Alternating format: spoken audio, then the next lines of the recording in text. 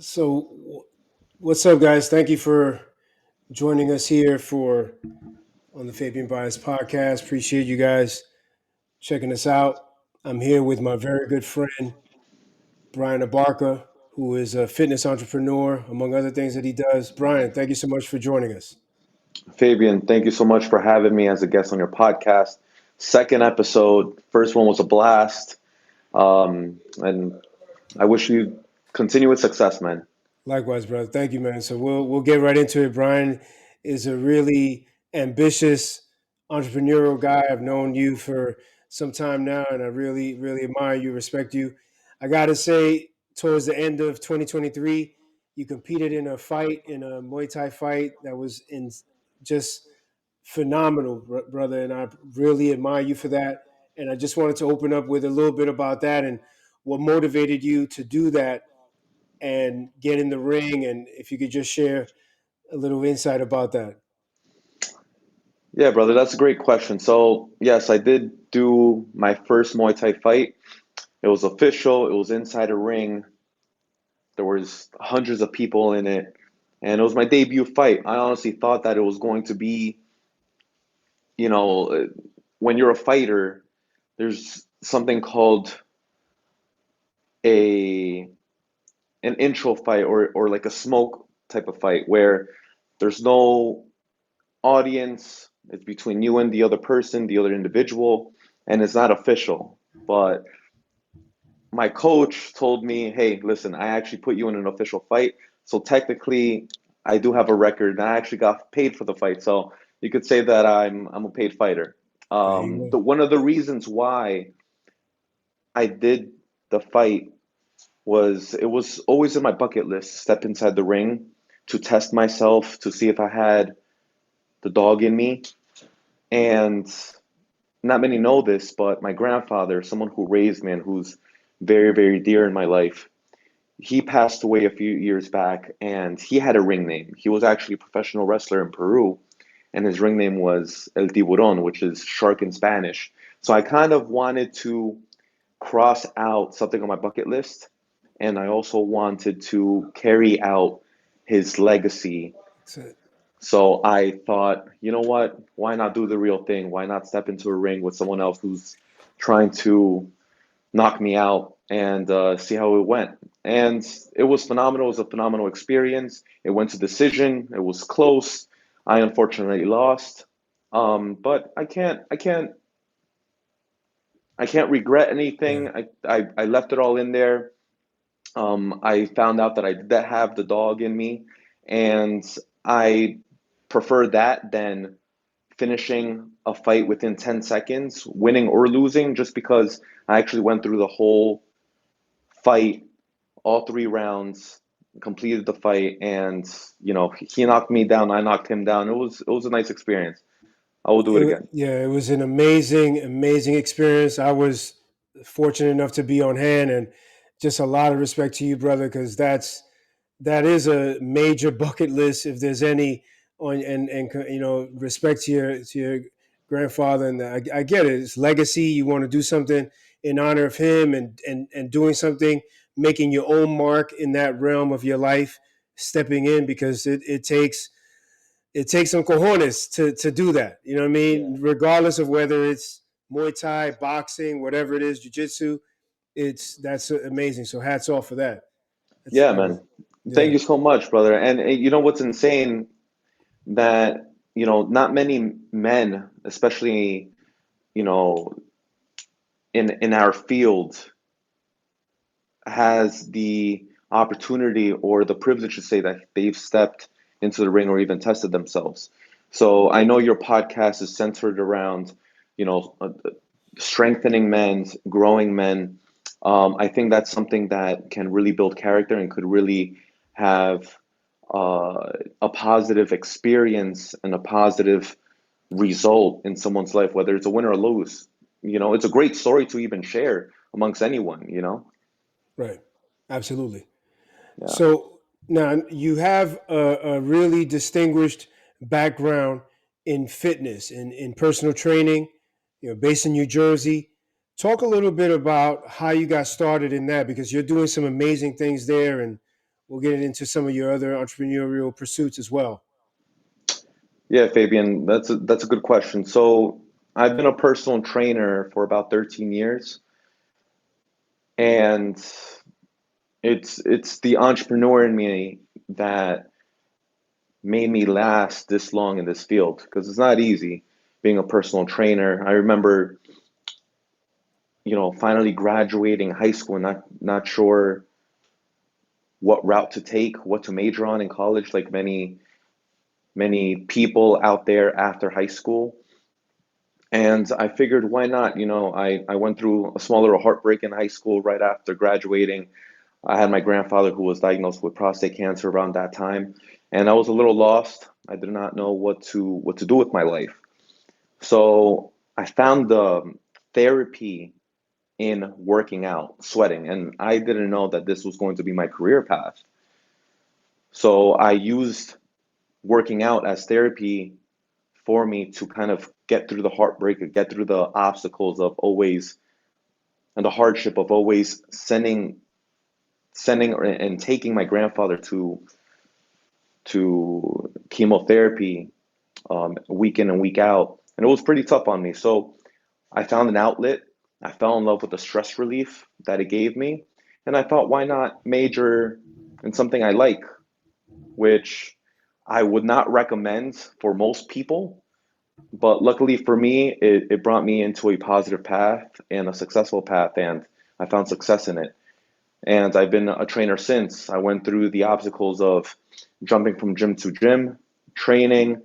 I worked at commercial gyms, I worked at corporate gyms, and now finally I was able to finally lease a facility in my own name and uh, Awesome. become successful in it. Right. you know. And That's then great. I found out that it was really tough trading time for money because there's only 24 hours a day.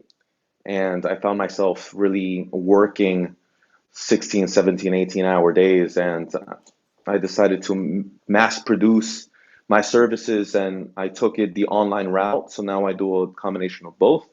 And now instead of being tied down to changing lives locally in the tri-state area, I could do it all across the US and all across the world.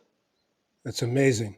Now, you mentioned you wouldn't recommend it for someone as a major. Is that what you mean?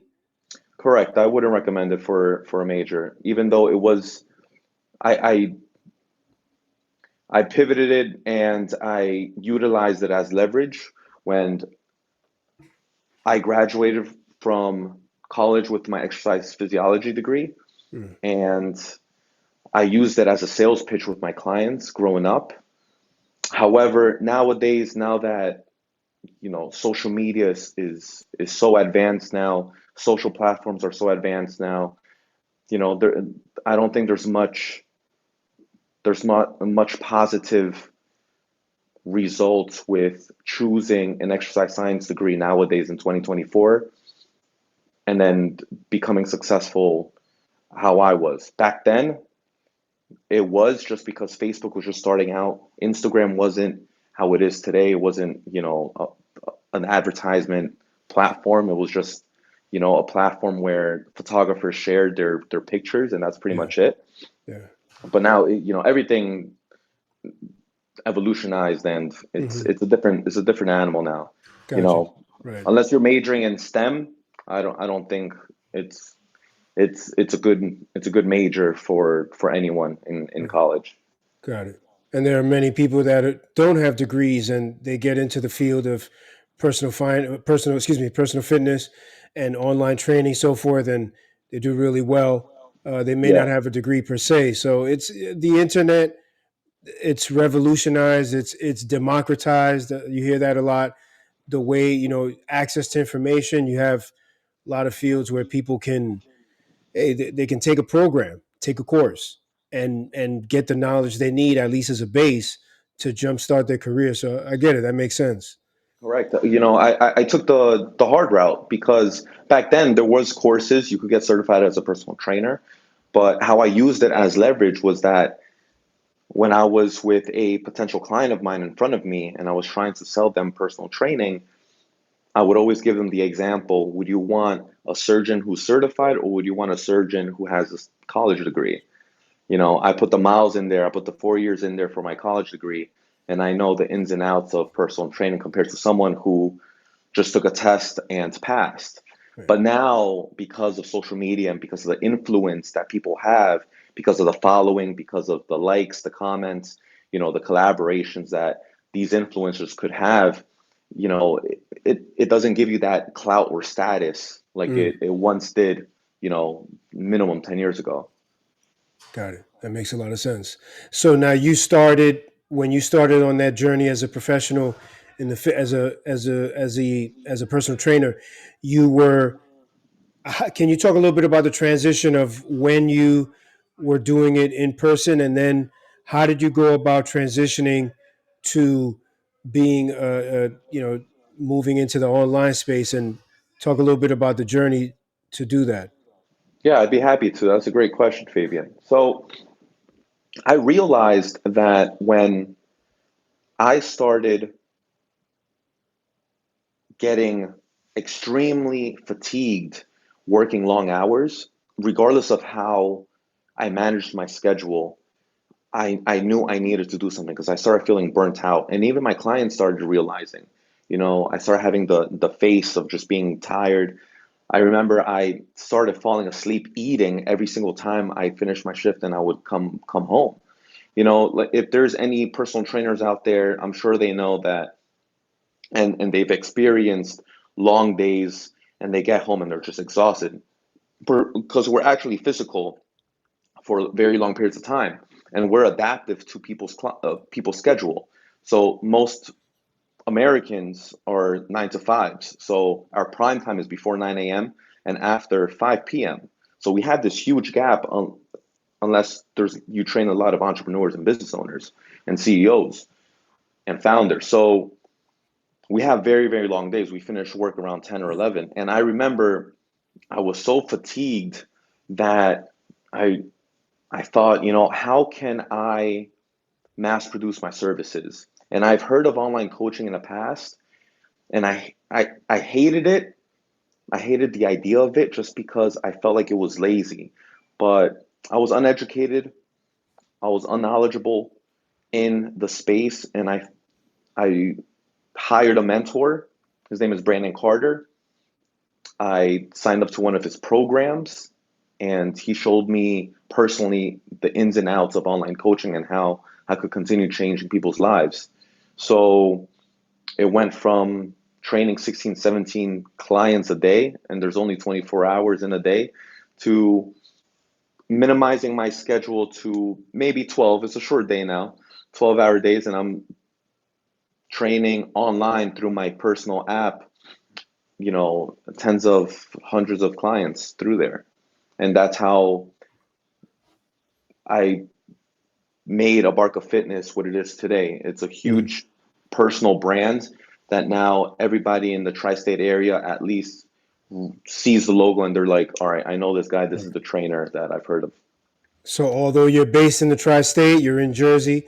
You can obviously now you still do train people, certain clients one on one. Oh yes, I do that, and I prefer it, and I choose to do that. I don't have to. However, I love the interaction of one-on-one training, and I've said it 13 years ago, and I'll still say it today that I do not see myself stopping.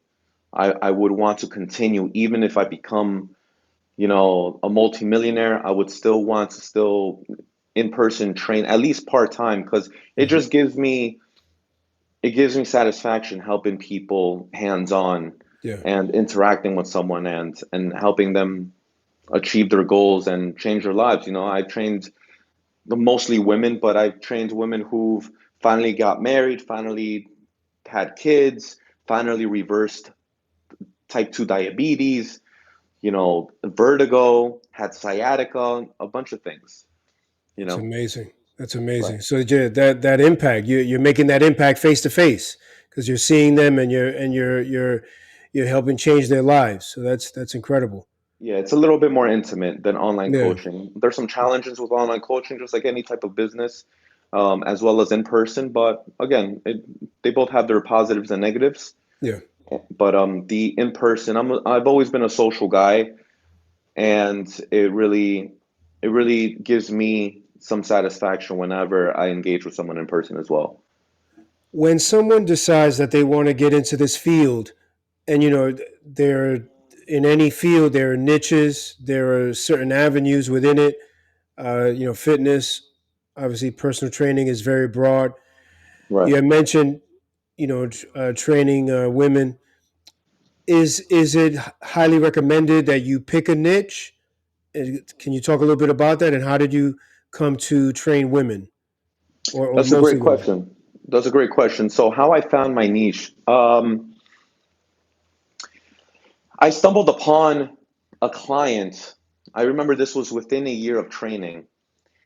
She worked for the canine unit, and she had a bunch of injuries. She came up to me while I was training an individual, and she told me, "Hey, I really want to lose weight, and I have a lot of injuries, and I need a professional to guide me." I said, "No problem." 2 months into training, she lost some weight. She started looking more attractive, and some of her colleagues started complimenting her frame. They started saying, "Hey, you have a nice frame to actually go on stage and compete in bikini or figure competitions." So little did she know, she asked me, she's like, "Hey, do you think I can compete?" I told her, sure. I wanted to really find my niche. I was just a regular personal trainer that's been training for a few months.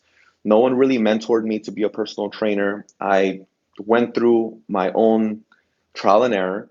And little did I know that a successful personal trainer needed a specialty or a niche.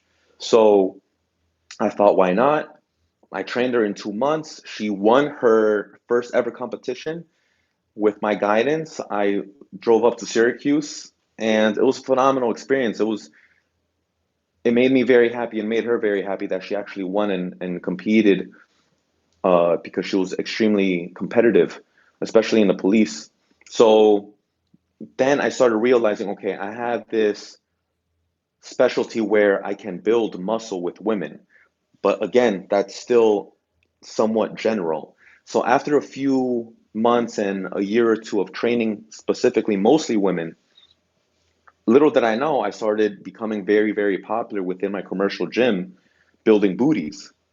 And I remember I had three women come up to me, and they were Hispanic, and they told me, "Hey, listen, I was thinking about getting surgery and getting a Colombian booty, Colombian ass, right?" And they were just like, "Hey, listen, but I heard that you were the booty doctor." And that name just stuck with me. And now in the tri-state area, they've been calling me the booty doctor ever since, for 12 years. And And by the way, you can go to well, if you go to he has his personal IG, but just quickly mention you if you want your fitness IG. I think it's on there too. If you want to mention it real quick. oh yeah, you can see all the transformations, all the booty transformations on my business Instagram. It is Abarca.fitness. That's ABARCA.fitness. All right. And Yeah. you have all the proof right there. I have more than 100 transformations, successful transformations, and that's how I found my niche. Ever since then, most of my clients have been women, and So that's where that's you, how I found. did you benefit from a lot of like word of mouth? Just just hey, yeah, I work with Brian. You should go see. Let me, Brian. I'm gonna give her your number, right? My Yeah, cousin, she wants to train. That's good. yeah, and Fabian, it's insane how much it just took off. It was like wildfire. I It wasn't too popular doing transformation photos or before and after photos. And I don't want to say I discovered or, started doing that as a personal trainer, but I just started doing that just for their own records. And then next thing you know, I had it up in the cloud on when I had my Android and then my iPhone, and I started having transformations, and I started seeing people posting things on the gym's actual official website. And I was like, maybe I could start marketing my own services. And that was the beginning of the end of my career in that commercial gym, because technically you can't really promote your own services outside of the gym, and there were some issues there. Yeah. So I ended up leaving that commercial gym for my internship, for a corporate gym, for another professional health club, and then next thing you know, I just started, really starting my personal brand unconsciously. And I will never forget, what really drove home the name, the personal brand of Abarca Fitness was that when COVID happened, all the gyms were closed. And during this time, I was recovering from a few injuries. For some reason, in the span of a year, I tore my ACL and I tore my labrum in my shoulder. And I had a lot of downtime and I was on disability. So I used that downtime to really focus on the foundations of Abarca Fitness, started making content, started making my website, and really started making my own price sheet and things like that, and doing all the back end, foundational work of an actual business. And once private gyms were able to open, I opened mine up, and it caught like wildfire because especially after that period of time after the shutdown, everybody wanted an access to a gym. And then why not reach out to the booty doctor because now he has his own gym, and the business just blew up from there. That's amazing. That's amazing. That's awesome. Did the private space that you were able to secure? How did that come about? Was that really difficult? Was it? Did you leverage a relationship to find the space for your studio? Well, it's one of those things where you have to ask around, you Mm. have to create relationships, network. And once you meet a few people that knows a few people, they connect you. And I was able to lease a nice facility inside a warehouse. And right there and then, the colleagues there were great. They shared a space with me and they individually had their own personal brand as a personal trainer. And it was nice to have some competitive trainers with me where it brought me to another level as well. Because during that time, I was all about transformations and helping out the client, but I wasn't too much about content creating. And all the other trainers were really about recording their clients and whatnot. And it's little things like that where, if you're in a room full of other people who are successful, you start leveling up and start realizing, okay, I need to start challenging them because they're ahead of me. And the next thing Mhm. you're number one. How, Brian? Why is the content creation and filming your clients? I imagine with their consent, right, as they're working. Why is that important? It's important because people want to know how, where, and when you do what you do. You know, you can, for example, I have so many clients who know who Mr. Beast is. Mr. Beast is a famous YouTuber who got famous vlogging. And vlogging is something that you're just recording yourself throughout the day. And the next thing you know, a lot of people, especially this generation, they want to have that personal connection with someone or an individual. So it's not only, I'm going to hire this person. They want to personally know you. They want to it's almost like a background check. It's replacing resumes nowadays. If you actually speak to a business owner, a small business owner, or even a corporate in the corporate world, one of the first things they do is look at your social media platforms. They don't even look at resumes anymore. So again, it's revolutionizing even the workforce. Right. Creating content and having a presence or even sharing something about you on social media platforms are is essential in anyone's life in this world Yeah. now. Absolutely, it's just essential. Absolutely, like you said, it's really important. It's your calling card, it's your business card, it's your resume, all of that. You look it up, and you see what this person is about. If they're a trainer, they can look at your page. I've seen it. Incredible content. I also love what you do. We'll talk a little bit about it. You do the little videos where people are like food options, eating options. So for people, if it's good for you or not, if it's an option, if it's a healthy enough option, that's great because these are things that you don't know. So Exactly. you're speaking with a professional, or you're checking out their reel, like on Instagram, and you get some insight. You know what I mean? So you learn every day.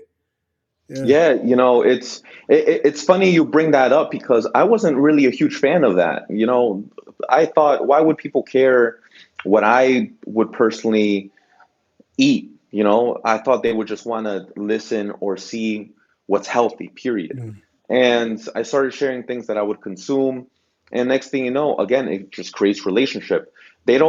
Some people just don't want to know how to lose weight by dieting because everybody could just go to Google and just search up a special diet and they'll try to lose weight. But they want to know who's that good looking guy with the abs, or what is my personal trainer consuming that made him look like this? And maybe I'll have some type of interaction or relationship with this person by consuming the same thing, Yeah. you know? And speaking of abs, and speaking of being in shape, so forth. Since this is where this podcast is geared towards men, especially I'm a little bit older. For a guy that wants to get in better shape and they want to get a six pack, kind of like the quick and dirty. What is it going to take to get that?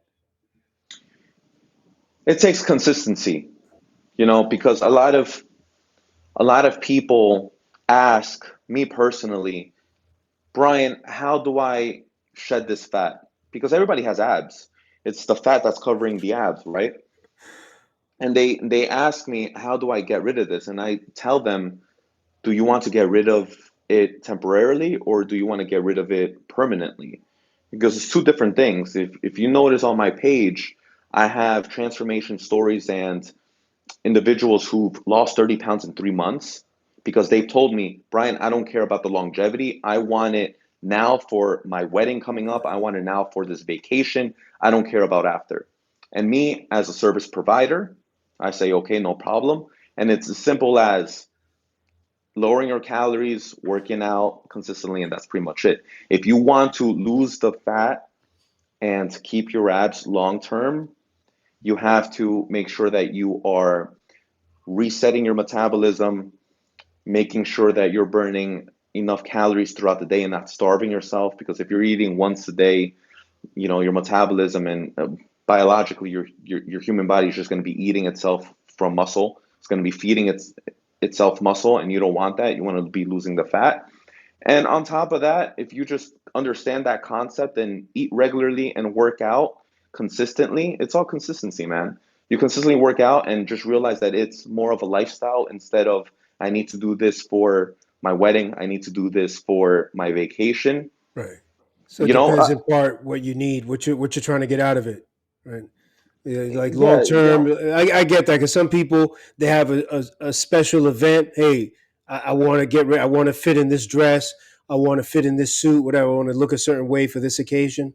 yeah, I and get they that. they they reach it, and then they go back to that hamster wheel of that lifestyle where it's very very bad. Especially men, they get too comfortable. The next thing you know, they get the dad bod again, and then their testosterone goes down. They increase weight even more, and that's something that you do not want. So I always make the example of just like you brush your teeth every morning because you don't want to have bad breath, you don't want to get gum disease, it's for your health, etc. You need to just work out at least a half hour to an hour every day or a few days a week, and you'll be fine. You'll have, just like you brush your teeth, hopefully once a day minimum, you're going to have somewhat decent breath. And just like you work out X amount of times a week, you're going to at least have a decent body. Mm. You mentioned the weight loss in terms of how it affects testosterone. Without getting too technical, for those that may be interested in that, could you Right. talk a little bit about the correlation between the two? Yeah, so not many people know this or aware of this, but men and women have testosterone.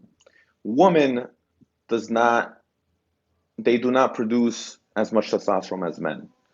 Men produce more testosterone. nowadays, men in general, their testosterone is down average from the age of 18 to 40, but that's a different topic. However, you want to make sure that you are regularly working out because it's going to maintain your testosterone on a homeostasis or a balanced level. Okay, there's different types of testosterone, and I'm not going to go into detail with that because that's a whole biology lesson. However, if you work out regularly and you eat at least decently, not even clean like a gym bro, your testosterone levels are going to be in a homeostasis, and you can maintain. You want that because you can maintain the muscle that you have, at least for maintenance, and your sex drive is going to stay up as well. You know, your energy levels are going to be up for work. So it's not necessarily just for the aesthetic look, but it's for everyday life. You know, you're not going to be dragging your feet going to work. And for women, you need that homeostasis between, you know, their own sex hormone like estrogen and progesterone and all that stuff. But you know, for women, you want to regularly work out, and when you work out, you produce just a little bit of testosterone, not too much, and that's how they end up building some muscle. But the that's how they end up not looking like Arnold Schwarzenegger working out as consistently as women because as consistently as men because they don't produce that much testosterone compared to men. Okay. So that being said, if they both work out, they're gonna be able to keep their healthy testosterone levels based on their own gender. Now, you mentioned, and I've heard this term 1,000 times, eating clean. What does that Yeah. mean? Eating clean is a trend right now that many people that are thriving to be healthy, and I say this in quotations, is trying to achieve. And it's not, unless you are an athlete, a professional athlete, and you're dependent on this professional career of being an athlete, it's I personally do not believe it's possible. You know, because it's the general person is going to have temptations, is going to have exposure to some junk here and there. I know the healthiest people still have diet soda, and obviously diet soda is not good for you, you know. But everything in moderation is actually true. You know, eating clean. A lot of people think right now is very low carbs, no sugar in their diet, all protein, low fat, and that's something that is not sustainable in the long term for most people. Mhm. Obviously, I speak in generalities because there are Yeah. exceptions. Yeah. However, eating clean is a fad that people say is just all protein, no carbs, no sugar, no fat. Got it. Got it. That makes sense. Thanks for that. Now, Yeah, let's say someone comes to you, Brian. I want to thinking about starting a fitness business. Want to be a, personal trainer. Maybe want to eventually scale and have an online program. What would you say are a couple things, like maybe keys for yeah. starting a fitness business? Or if you want to specify maybe an online fit training business. That's a good question, Fabian. So the first step I would tell this, let's say, apprentice of mine, and I've had apprentices, and I currently have one apprentice currently at this moment. And the first thing I told him was to sign up to a commercial gym. Why? That's the route I took, and nothing has really changed in personal training in that aspect of building a community. You need to build a following, whether obviously there's online presence, but there's a lot of phonies out there as well in the social platforms. So building a following or a community in person is primarily the driving force because that's how you will be capable of trial and erroring and discovering your niche. And that's the second step. First step is building a community or finding a following. and finding a niche, because you need to trial and error on someone. You need to find what you're good at. And in a commercial setting or commercial gym, you are in your own little kingdom or bubble. You have gym members that go there. There's a sales department and a personal training department that feed you clients. If you have that extra drive, you could get your own clients there. You are forced to socialize with strangers, which is something that you need to learn as a personal trainer. You need to learn how to communicate in a social setting, how not to be awkward, especially with the other sex, whether you're a male or female. And once you start changing one life or two lives, now all of a sudden you have a transformation that Mhm. you can share and market and tell other people. And then if you're actually good at your job, your one or two clients will tell other individuals in that gym. And next thing you know, you have a following. You have 10, 15, 20 people. After that, maybe third step will be going to a bigger commercial gym or another commercial gym where you could build a bigger community and then bring on the community that you first built onto that one. And or you could find a local facility that you can rent for cheap. Then you could bring the 10 or 15 clients that you used to train or still train or that follow you in there. And the next thing you know, you can start building a following of genuine genuine fans and diehard clients that will follow you through the fires. I still have clients to this day that have trained with me for multiple years. And, if I tell them they're going to lose weight by doing XYZ, they're going to tell me, okay, which corner do you want me to do XYZ in? And those are the type of clients that you want, the coachable clients that Right. will go through a fire with you. And that's what personal brand is. Yeah. That's one of the next steps that you would want to do. You would want to build a personal brand. The next thing you know, bring that presence onto online platforms like Instagram, Facebook, etc., or even TikTok nowadays. And then from there, you can mass produce things and start going beyond the tri-state or local area wherever you are. Mhm. And then I have specific steps that I can personally help you with hand in hand through a mentorship program that I'm currently working on that's going to be releasing in the next few months, where I'm going to be teaching current personal trainers or people that want to become personal trainers how to start their own personal training business, how to create their LLC, how to create your own business account where you can take out your own credit cards, and then next thing you know, you have X amount of money to invest in your own business. And not many people know how to navigate through the business owning world, like hacking banks and business credit cards. Like that's something that I had to trial and error. You know, I'm not afraid to say this, but I was utilizing a debit card for half my career until I stumbled upon my mentor, and my mentor started telling me, "Hey, listen, you need to start utilizing credit cards." And the next thing you know, I had one card that had minimum $30,000 of zero APR, and then next thing you know, I could just invest in my business of $30,000. That's insane. Not many people know that. I didn't know this. That's it. That's what it's about, and that's why you you you mentioned your mentor. Everyone needs that guidance, right? You don't know what you don't know, so Yeah. everyone needs that guidance. Everyone needs. There's a lot of people talk about, oh, well, you didn't know that, but no one is born knowing. No one is born knowing, and you have to go through it. You got to go through it, and then you also have to be proactive, as you were, to not be afraid to go out and ask for help. Go out and search for someone who's been there, done that, who's been in your shoes, who is maybe more successful than you are at that point. Okay, what can this person teach me? How can they help me out? So Exactly. that's a great point.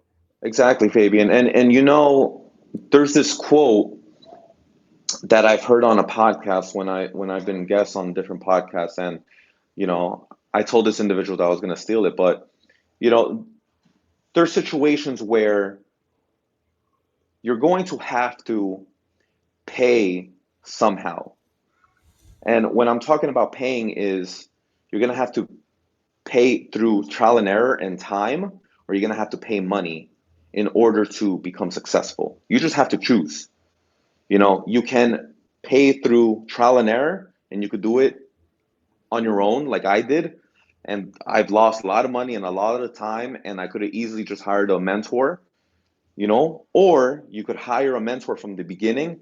They could teach you the foundations and the groundwork, and then you don't have to lose money or time. Right. Obviously, you have to invest in a mentor because a mentor is always the professional in this field, but you're going to have to pay somehow, either in time or money. You know, for me, if I can turn back time and control time, I would have hired a mentor instead of utilizing you know, my own personal route of trial and erroring. Right. But I can't complain. No regrets. You know, I am where I am today with those obstacles that I've gone through. But you Yeah. know, always find a mentor. You know, if I hypothetically, if I wanted to get into real estate, you know, I know you're a real estate investor. I would hire you as a mentor, and I would, Mm. you know, even if you don't even, for the guys out there, even if you don't have money, try to find value. Right. Maybe a mentor like yourself needs content. I would follow you with a camera and give you content. I will give you coffee, free coffee every day. I would go to your house and say, "Hey, listen, I would be your assistant." Something to provide. It doesn't even have to be money. And Right. then and in return you get all this knowledge that you could carry on with yourself, you know? Right. Yeah, it's a It's trade value. off. There's always a trade off. There's a bar. You could do a bartering. Absolutely. Yeah, Yeah. it's a value exchange, you Yeah. know? Absolutely. Always. I always say there's in any relationship any relationship is transactional. Mhm. There's always a value exchange. Yeah. Yeah. Absolutely. So I appreciate all this great information that you've shared. As we come down the home stretch, is there anything else you want to share? You had mentioned the coaching program that you're putting together. How if is there anything else you want to share, and how can people get in contact with you? Well, you can get in contact with me through different avenues. There is my personal page where I really start I really started pushing my personal brand and my lifestyle. In there, it's Instagram, it's below the Brian Abarca. That's THE, my first name BRIAN, last name ABARCA. I also have my own podcast. My YouTube channel is a dash barcast dash podcast. It's a little play on with my last name. And if you want to follow my business page on Instagram, it's abarca.fitness. That's ABARCA dot fitness. You can see all my transformations there. You can see all my coaching there, whether it's booty building or teaching people how to box or fat loss. And Fabian, if I may, I would like to share something that can really resonate with the fellows out there because you know I saw this stat earlier this morning and I thought, you know what, this would be phenomenal to share on Fabian's podcast because again, your theme is all about growing growing and strengthening men. You know, the rates out there of sons specifically growing up without a father has been increasing drastically for the past few decades. And I'm a living example of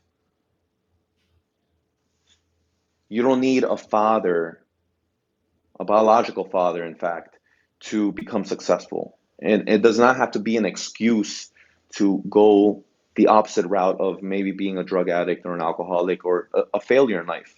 You know, just because your father wasn't around, that's no excuse. We have a duty to take care of our family.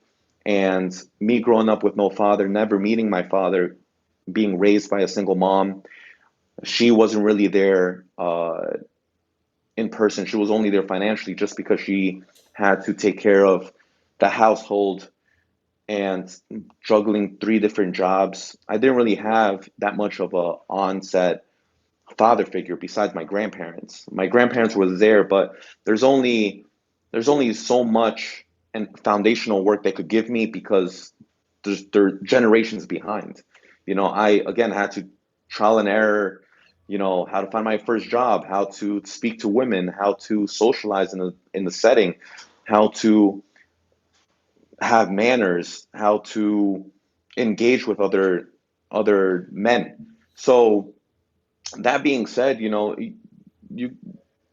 it's not an excuse if you grow up with no father, if you only have a mom, or if you only have your grandparents.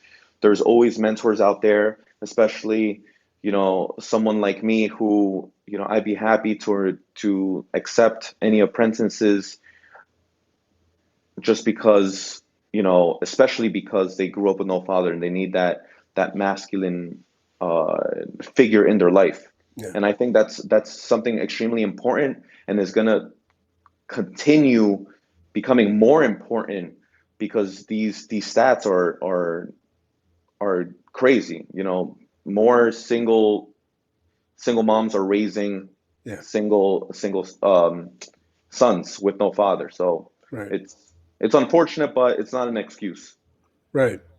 Right. And you're a living testament to that. You've raised you've obviously developed yourself into a standing professional in your field, and it's big of you that you are putting yourself out there to help others. That's amazing. And we have some common people in our circles that are doing phenomenal things and helping men throughout the world. So it's very important. It's vital.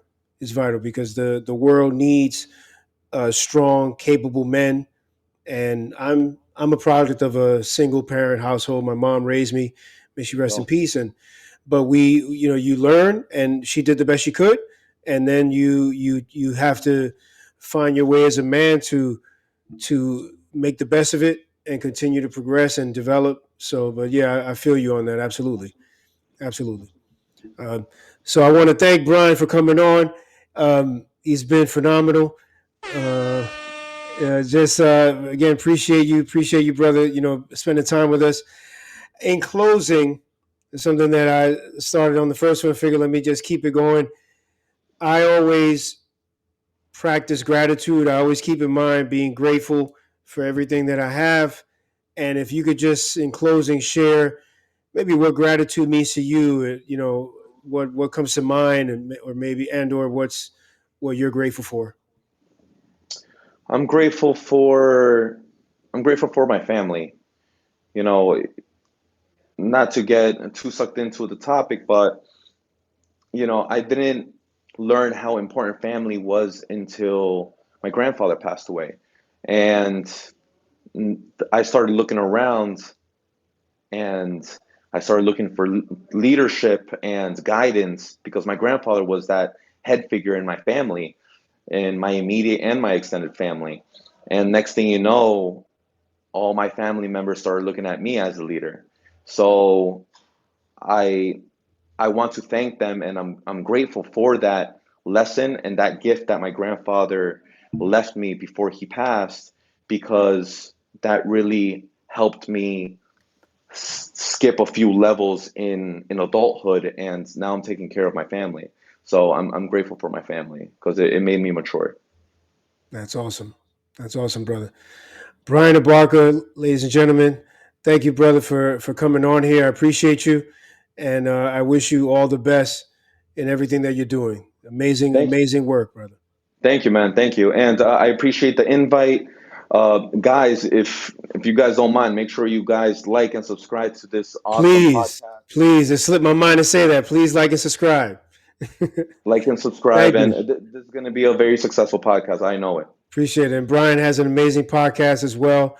I was able to be on it as well. Just incredible work that he's doing.